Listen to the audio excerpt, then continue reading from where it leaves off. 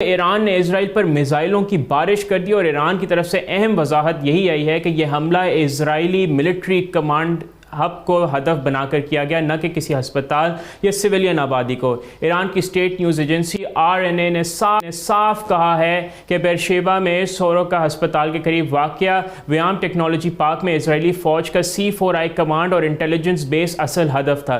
یہ بیس کوئی معمولی جگہ نہیں بلکہ اسرائیل کے cyber operations, digital command systems اور فوج کے C4ISR نیٹ ورک کا کلیدی مرکز ہے، جہاں ہزاروں فوجی اہلکار کام کرتے ہیں۔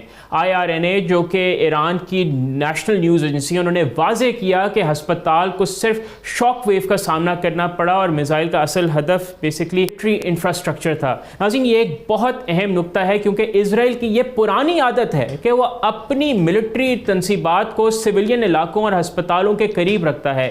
یہ انسانی ڈھال کی ایک ٹیکٹک ہے تاکہ جب بھی ان پر کوئی جوابی حملہ کرے تو وہ کہہ سکیں کہ جی ہماری سویلین آبادی کو ٹارگٹ کیا گیا ہے۔ غزہ میں بھی اسرائیل نے یہی بہانہ بنایا تھا کہ حماس ہسپتالوں اور اسکولوں میں چھپا ہوا ہے اور پھر انہیں تباہ کر دیا۔ اب ناظرین، اب ہمیں یہ دیکھنا ہے کہ اس خبر کو اسرائیل نے دنیا کے لیے کیسے پیش کیا، اب وہ ہم آپ کے سامنے لے کے آتے ہیں۔ اسرائیلی وزارت خارجہ نے کہا کہ سوروکا ہسپتال پر ڈائریکٹ ہٹ ہوا ہے۔ ہسپتال کے ترجمان نے بتایا کہ ہسپتال کو نقصان پہنچا اور ساتھ ہی مختلف علاقوں میں وسیع پیمانے پر نقصان پہنچا ہے۔ یہ سوروکا ہسپتال خاص طور پر غزہ میں زخمی ہونے والے اسرائیلی فوجیوں کا علاج کرتا ہے۔ اسرائیل کے مطابق درجنوں ایرانی بیلسٹک میزائلوں نے اسرائیل کو نشانہ بنایا اور تل ابیب اور یروشلم میں بھی دھماکے سنائی دیے اور سائرن کی آوازوں سے اسرائیلیوں کو مزید خوف کا سامنا کرنا پڑا۔ اسرائیلی فوج نے کہا ہے کہ یہ جمعے سے شروع ہونے والے تنازع کے بعد سب سے بڑے دھماکے تھے۔ تل ابیب میں بھی ایک میزائل رہائشی عمارت کے قریب گرا لیکن اس میں کوئی جانی نقصان نہیں ہوا۔ اب یہاں پہ ناظرین اہم بات یہ ہے کہ اسرائیل کو اپنی غزہ کی جارحیت اور جنگی جرائم کا جواب مل رہا ہے۔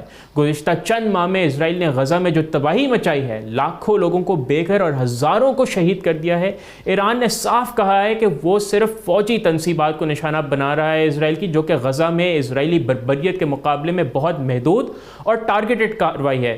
کینیڈا میں G7 سمٹ میں لیڈران نے ایران کو علاقائی عدم استحکام اور دہشت گردی کا بنیادی ذریعہ قرار دیا، حالانکہ یہ جنگ خود اسرائیل نے جمعے کو ایران کے فوجی اور نیوکلیئر فیسلٹیز پر اچانک حملے سے شروع کی تھی اور ایران میں سویلین ٹارگٹس کو بھی غیر ضروری طور پر اور ناانصافی کر کے نشانہ بنایا گیا۔ فرانسیسی صدر ایمانوئل میکرون نے رجیم چینج کے خلاف آواز اٹھائی اور کہا کہ یہ افراتفری کا باعث بن سکتا ہے۔ یمن کے حوثیوں نے کہا ہے کہ وہ کسی بھی عرب یا مسلم ملک کی حمایت کریں گے جو حملے کا شکار ہو۔ انہوں نے واضح کیا کہ جیسے کہ انہوں نے غزہ میں اپنے بھائیوں کی حمایت کی، اسی طرح وہ تہران میں بھی صہیونی جارحیت کے خلاف مدد کریں۔